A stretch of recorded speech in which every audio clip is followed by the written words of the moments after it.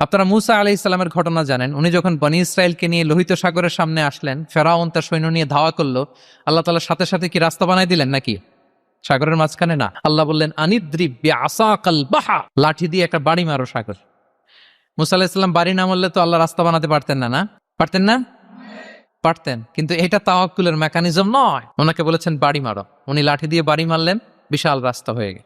মারিয়াম আলাইহিস সালাম যখন ঈসা আলাইহিস সালামকে ডেলিভারি করলেন, ক্লান্ত শ্রান্ত ক্ষুধার্ত, কি খাবেন?